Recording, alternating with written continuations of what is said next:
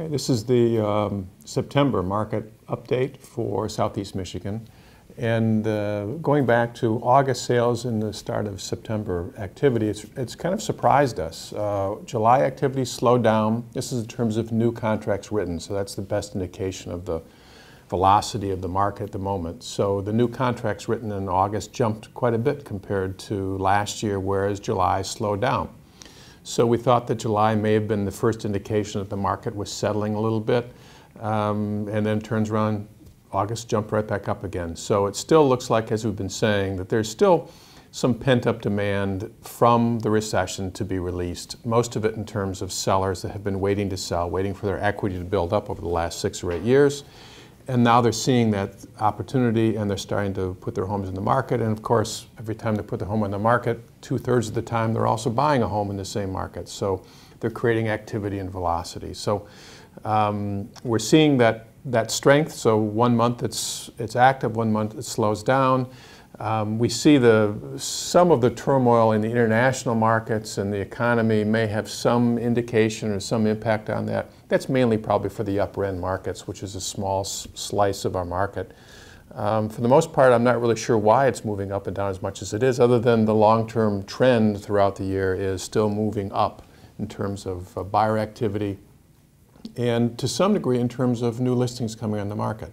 There still is a significant shortage of listings in the under $250,000 market, and the hottest markets in the state still are those first-time mover markets like Royal Oak, Berkeley, downtown Ann Arbor, we've said before, downtown Traverse City, and basically any market where you've got first-time home buyers. And although the first-time home buyer segment hasn't returned back to what it was pre-recession, it's still maybe 35% of all transactions, where typically, historically, it's been close to 40 or 45% of transactions. So we still have that to be released, and that's a positive thing. That means that there still is sort of some slack in the line, so to speak, as far as demand. And if you look at it in terms of pace of sales, the pace of sales right now is probably comparable in terms of transactions, in terms of units, comparable to what it was in 1999 to 2002, sort of pre the crazy buildup. But at the same time, we have a lot more households since then.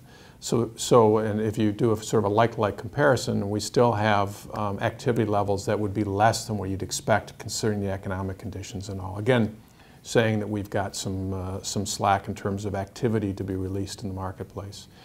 Another way of looking at that is the affordability index. I think we've mentioned that before. That's what the median income family can afford in terms of a median house. So how do those two things match up? And the index of 100 means the median income can afford the median home. We're in Michigan up in the 170s. We were up over 200 at one time during the recession. The country's in the 150s. So that tells us, again, for Michigan, when that number gets around 130 or so, getting close to the 100 level, then that's a more normal market. That's a more traditional historical number, is around 130 for Michigan. So again, that says that we have, in general, excess income for the typical home buyer compared to the price. That's one of the reasons why values are jumping up, particularly in the lower priced markets, because there's more buying power for the typical buyer. So they're driving prices up with interest rates so low and with incomes rising as well. So in the future, what's going to happen? Well, is if interest rates rise faster than incomes, then you'll see the housing market settle a little bit, and we do anticipate interest rates to rise. But so far, they're rising very slowly. In fact, they haven't risen this year at all, but the anticipation is they'll be rising very slowly. And incomes are rising as well, so we think that offset, at least currently on the economic horizon, that offset will carry forward, which means that's a good news for housing. So in general, for Southeast Michigan, the trends have been the same that we've been seeing all year long. Under 250, very strong, inventory is tight. The new homes coming on the market are not at a pace fast enough to settle with demand. The 250 to 500, that middle market range, demand and new listings are more balanced, but still values are rising and still activity is strong there. but we're talking about 3 or 4 months inventory in that price range versus about 1.5 months in the under 250. You get up over 500, a smaller segment of the market, and there, depending on where you are, the month supply of inventory can be as high as 10 or 11 months in Oakland County, but in general average about 8 months. And their inventories are rising faster than demand. In fact, we've seen demand for the first time sort of settled, and the demand in terms of buyers and sales have settled the last 2 months.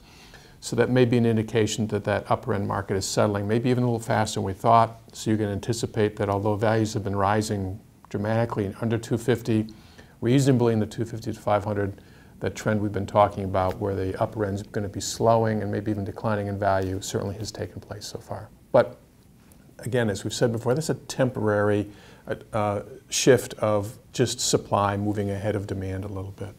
But overall, still good news coming out of August into September and going into the fall that should carry some momentum into next year. Thanks.